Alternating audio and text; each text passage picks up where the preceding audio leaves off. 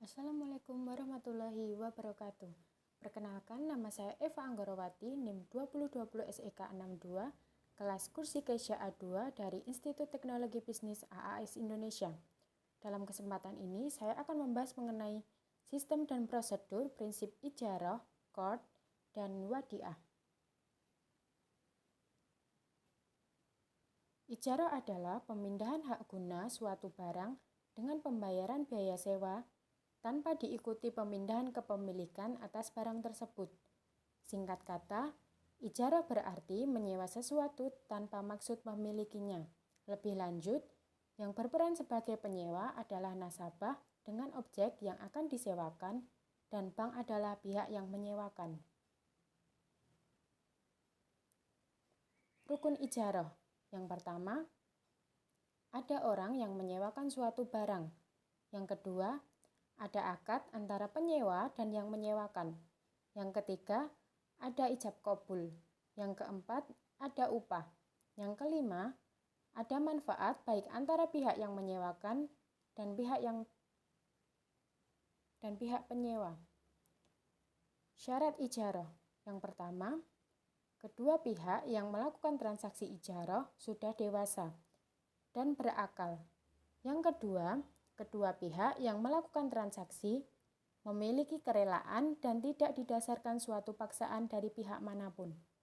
Yang ketiga, barang yang menjadi objek transaksi harus jelas adanya.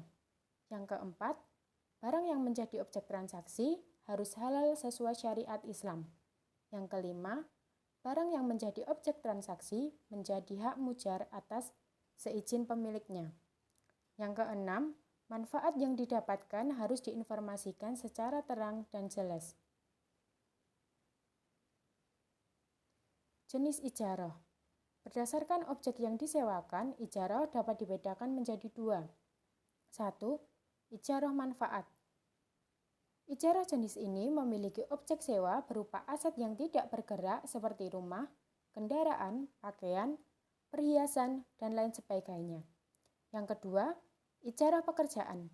Ijarah atas pekerjaan mengarah kepada objek sewa yang berbentuk pekerjaan atau jasa, yakni seperti menjahit baju, memperbaiki barang, membangun bangunan, mengantar paket, dan lain-lain. Berdasarkan PSAK nomor 107, ijarah terbagi ke dalam beberapa jenis. Yang pertama, ijarah asli. Transaksi sewa-menyewa terhadap objek ijarah yang dilakukan tanpa ada perpindahan hak kepemilikan atas aset atau barang tersebut. Yang kedua, ijarah muntahiyah bitamlik. Akad ijarah yang terjadi dengan adanya perjanjian atau perpindahan kepemilikan objek yang disewakan tersebut pada waktu tertentu. Yang ketiga, jual dan ijarah. Transaksi ijarah ini dilakukan saat objek ijarah yang telah dijual kepada pihak lain kemudian disewa kembali karena penyewa atau pemilik sebelumnya masih membutuhkan manfaat yang ada di objek tersebut. Yang keempat, ijarah lanjut. Kegiatan menyewakan lebih lanjut barang atau aset yang sebelumnya telah disewa dari pemilik kepada pihak lain. Pembatalan ijarah. Akad ijarah atau sewa-menyewa dapat berakhir atau dibatalkan apabila terjadi permasalahan di bawah ini. Yang pertama, objek atau barang yang hendak disewakan mengalami kerusakan. Yang kedua, objek sewa hilang atau musnah. Yang ketiga, masa sewa-menyewa yang sebelumnya sudah disepakati oleh kedua belah pihak telah berakhir. Apabila dalam bentuk barang, maka penyewa harus mengembalikan kepada pemiliknya. Sementara, jika yang disewa adalah jasa, maka orang tersebut berhak menerima upah dari jasa yang telah dilakukan. Yang keempat, terjadi uzur pada salah satu pihak. Landasan hukum ijarah. Yang pertama, Quran Surat At-Talaq ayat 6. Yang kedua, Quran Surat Al-Qasas ayat 26 dan 27. Skema pembiayaan ijarah. Yang pertama, nasabah mengajukan pembiayaan ijarah ke bank syariah. Bank syariah membeli atau menyewa barang yang diinginkan oleh nasabah sebagai objek ijarah dari supplier. Setelah dicapai kesepakatan antara nasabah dengan bank mengenai barang objek ijarah, tarif ijarah, periode ijarah, dan biaya pemeliharaannya, maka akad pembiayaan ijarah ditandatangani. Nasabah diwajibkan menyerahkan jaminan yang dimiliki. Bank menyerahkan objek ijarah kepada nasabah sesuai akad yang disepakati. Selanjutnya kita akan membahas mengenai qard. Qard adalah akad pinjaman yang wajib dikembalikan dengan jumlah yang sama pada waktu yang disepakati. Secara teknis, pinjaman ini diberikan oleh seseorang atau lembaga keuangan syariah pada orang lain yang kemudian digunakan untuk kebutuhan yang mendesak. Pembayarannya bisa dilakukan dengan diangsur atau lunas sekaligus. Syarat dan rukun qard. 1. Pihak peminjam harus seorang yang ahliyah muamalah, yang berarti harus balik, berakal waras, dan tidak mahjur. Secara syariat tidak diperkenankan mengatur hartanya sendiri. Yang kedua, pihak pemberi pinjaman haruslah seorang ahliyat atau baru, dengan arti mempunyai kecakapan dalam menggunakan hartanya secara mutlak menurut pandangan syariat. Dalam qard, seorang mukrid meminjamkan dananya tanpa paksaan dari pihak lain. Yang ketiga, dalam perbankan syariah, qard dijalankan sebagai fungsi sosial bank. Dananya biasa berasal dari dana zakat, infak, dan sedekah yang dihimpun dari agnia atau dari sebagian keuntungan bank. Yang keempat, barang yang digunakan sebagai objek dalam qard harus dapat diakad salam. Dengan bisa diakad salam, maka barang tersebut dianggap sah untuk dihutangkan. Yang kelima, ijab qabul. Ucapan dalam ijab qabul harus dilakukan dengan jelas dan dapat dipahami oleh kedua pihak, sehingga tidak menimbulkan kesalahpahaman. Dalam perbankan syariah, akad qard memiliki beberapa syarat sebagai berikut. 1. Bank, yaitu pihak yang menyediakan dan meminjamkan uang. Yang kedua, nasabah, pihak yang meminjam uang tersebut dari bank. Yang ketiga, proyeksi atau gambaran usaha, penjelasan mengenai tujuan terjadinya ikatan qard atau akad qard. Ketentuan umum qard. Yang pertama, al-qard adalah pinjaman yang diberikan kepada nasabah yang memerlukan. Yang kedua, nasabah wajib mengembalikan jumlah pokok yang diterima pada waktu yang telah disepakati bersama. Yang ketiga, biaya administrasi dibebankan kepada nasabah. Yang keempat, LKS dapat meminta jaminan kepada nasabah bila mana dipandang perlu. Yang kelima, nasabah qard dapat memberikan tambahan dengan sukarela kepada LKS selama tidak diperjanjikan dalam akad. Yang keenam, jika nasabah tidak dapat mengembalikan sebagian atau seluruh kewajibannya pada saat yang telah disepakati dan LKS telah memastikan ketidakmampuannya, LKS dapat memperpanjang jangka waktu pengembalian atau menghapus sebagian atau seluruh kewajibannya. Sumber dana qard. Yang pertama, bagian modal lembaga keuangan syariah. Yang kedua, keuntungan lembaga keuangan syariah yang disisihkan. Yang ketiga, lembaga lain atau individu yang mempercayakan penyaluran infaknya kepada lembaga keuangan syariah.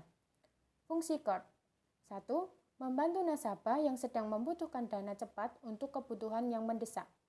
Yang kedua, qard hasan yang menjadi pembeda lembaga keuangan syariah dengan lembaga keuangan konvensional karena membawa misi sosial di dalamnya. Yang ketiga, misi sosial ini dapat meningkatkan citra positif dan loyalitas masyarakat pada lembaga keuangan syariah. Macam-macam qard. Yang pertama, akad qard yang berdiri sendiri dan hanya bermaksud sebagai tujuan sosial.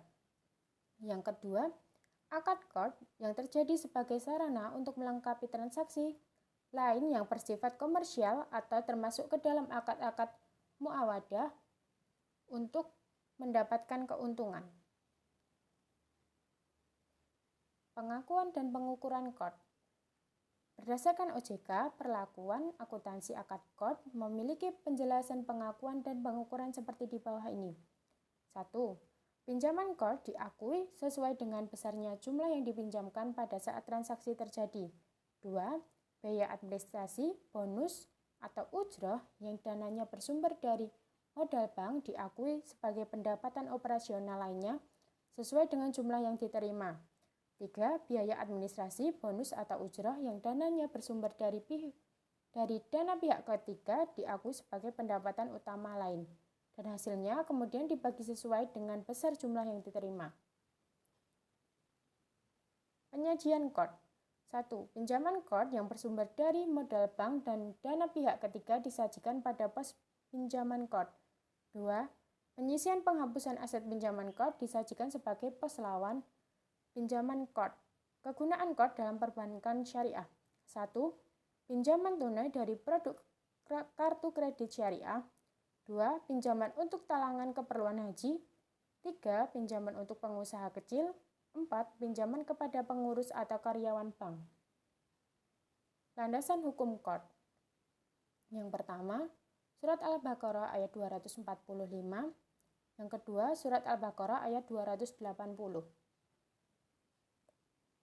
Selanjutnya kita akan membahas mengenai wadiah. Wadiah artinya meninggalkan atau menitipkan sesuatu pada orang lain yang sanggup menjaga sebagai titipan murni dari satu pihak ke pihak lain, baik individu maupun badan hukum yang harus dijaga dan dikembalikan kapan saja si penitip menghendakinya. Jenis wadiah.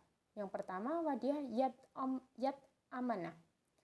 Wadiah yang asli, tidak terjadi pengubahan esensi akad titipan yang berlaku sesuai kaidah asal titipan, yakni menjaga amanah. Contohnya, nasabah menitipkan barang kepada bank syariah. Sejak awal transaksi disepakati adanya jual beli manfaat barang dan atau jual beli manfaat perbuatan barang titipan tersebut, sehingga bank syariah boleh mengenakan fee kepada nasabah. Yang kedua, wadiah yad tamanah.